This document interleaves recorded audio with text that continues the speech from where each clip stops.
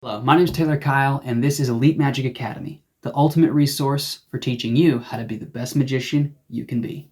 Imagine being able to perform the impossible, master the technical, and of course have the confidence to do all this in front of hundreds of people. And if this is what you want to do, then you are in the right place. Welcome to the ultimate course in teaching you how to be the best magician you can be.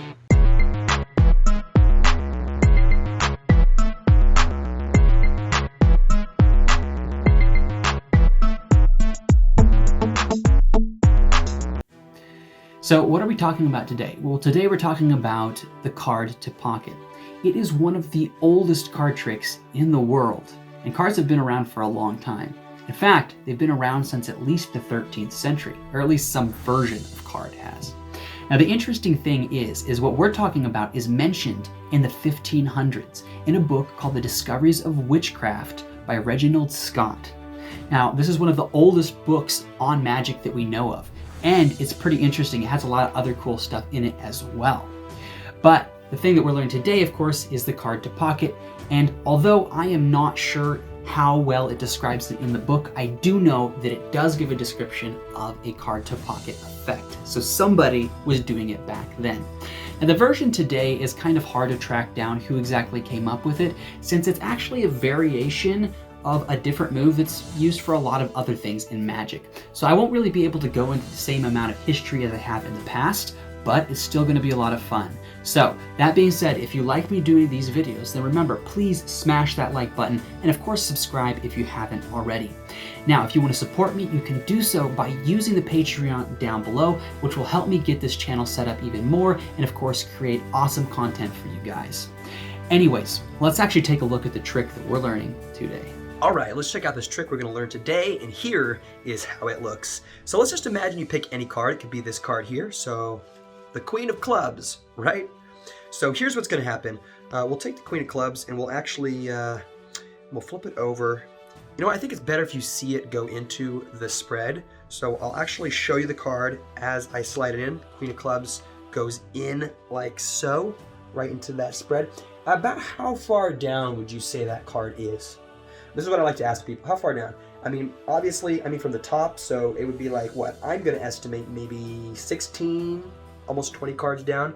I'll make it definitely, at least that far if I place it in the middle of this pack as well. So you can see the cards. And I'm going to mix them up a little bit, even give them a shuffle. And then I'm going to show you, I really am, I'm going to show you the move. It's the magical move. It happens like this. It goes 1, 2, 3, and there it was. No joke. The card has left this pack, it's no longer in here, and of course the card, the Queen of Clubs, has jumped into my pocket. Let's take a look. There it is. All right, let's talk about this trick, see how it is done, and of course learn how all the different principles of magic apply to it so that you can be the best magician you can be. All right, let's learn the secret to this trick here. And it's really simple. It actually has to do with smashing that like button. If you haven't smashed that like button yet, then please do if you like this wonderful channel and everything that it provides. And if you're going to do that, you might as well, of course, subscribe while you're at it. That's the real magic right there. All right, so this is basically what you're going to do. You're going to get a card selected. So what you're going to do is you're going to take the card that they pick and you're going to put it on top, face up. Now, as soon as the card is here, you're going to reach your pinky underneath the back end. So if this is in your right hand, right, it's going to be held between your your middle finger and your ring finger, and the pinky of your left hand is going to come under and pick up one card out like this, and then your thumb of your right hand is going to hold a break. See how there's a break there? So you're going to get it wedged just like that.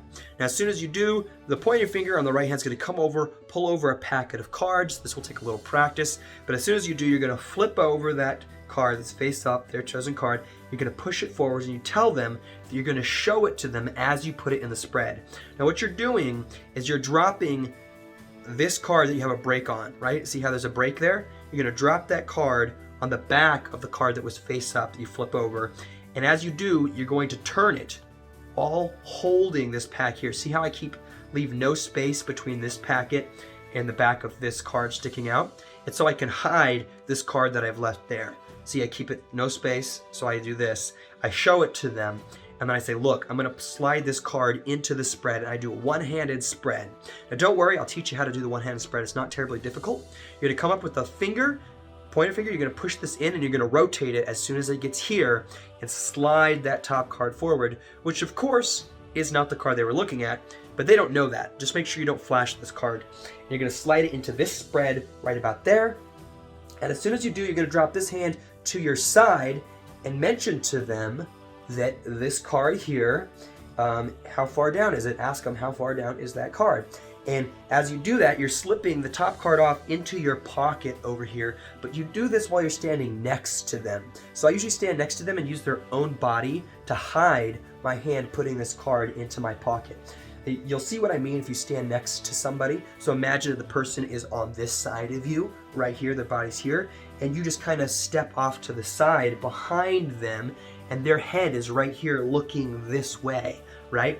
So kind of like this, if you were standing here, and yeah. So I use their body to block it, and I slip it in my pocket, and then what I do is I'm talking to them. This is a form of mental misdirection, because I'm telling them and I'm asking them a question to think about how many cards down this is. That's a distraction to allow me to get away with a sleight of hand of putting it in my pocket. All right? So that's a key point to remember. Whenever you're doing a sleight of hand move, use some form of mental misdirection as well as misdirecting where they're looking. Because obviously, as I hold this packet out here, they look over here as opposed to at my pocket, and that's a form of physical misdirection. But I'm also using mental misdirection as well, while I ask them to think about something unrelated to what I'm actually doing. Now, what happens is I push this card in. As soon as this card is left in the pocket, I take the other hand out, I push this card in, I pretend to place all of these cards in here along with their card. They think it's in the middle, and then I just put some time misdirection in between me and in between the move that I'm going to pretend to do and what I actually did, right? Because I actually put the card in my pocket, but then I'm going to tell them that I'm going to do the move in a few seconds, and this way they don't think that I did it beforehand. They're going to think that I do something in front of them when I actually don't. All right, it's all about misdirection, really is. So now I like to just do some cuts, I do a shuffle, and then when I tell them that I do the move, and don't worry, you can shuffle any way you want. When I tell them that I do the move, I like to just do 3 cuts and just finish with the last one. I go, wow, that was the move. And I mean, they're gonna go, what? Really? No way. They don't believe you, right? And then you show them that there's no card in here, and then you reveal the card is in your pocket. And at this point, they are impressed. Here it is. I put it pretty far down in my pocket that time. So anyways, that's the basic trick, and it's going to be a lot of fun, so you just need to practice it segment by segment. You can slow this video down, do whatever you need to, but let's actually take a look now at the fan, right? How to spread the cards with the one hand, because that's a huge part of this trick. I think it's important. All right, so here we go. What I like to do when I started learning this is I'll take off a small packet of cards, usually about 1/4 of the deck. All right, it could be 1/3, but I like to start with 1/4. It's a little bit easier with a slightly smaller pack of cards, but it has to be enough to actually spread well. And what you're gonna do is you're gonna hold it between the pinky and the pointer finger like this, and you're gonna hold these 2 fingers here.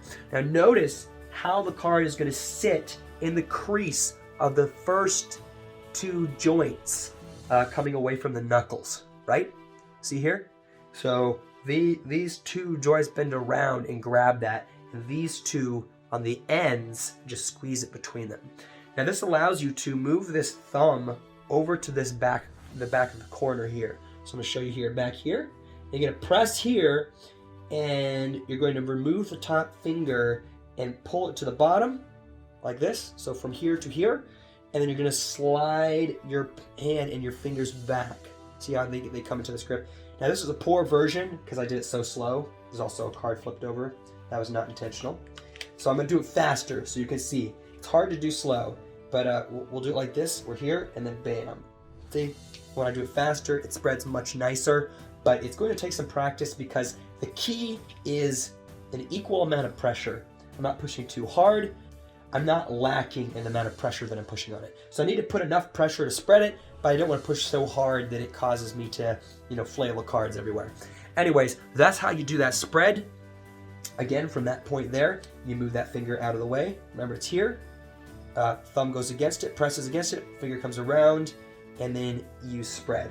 You also notice that the pinky kind of moves as well. So once like this comes underneath, the pinky goes out, I spread, and then the pinky comes down. All right? So that is something that I guess I didn't mention before, but that's something to keep in mind. Anyways, hopefully you got a lot of use out of these sleights, okay, and using them together. They're very strong. They're a good way to start out many different types of routines if you're trying to get a card to your pocket or out of the visual sphere of what people are watching. Thanks for your time, and let's wrap up this episode. All right, hopefully you enjoyed that first episode. I put a lot of work into it. I'm going to continue to try to put even more work into the future episodes.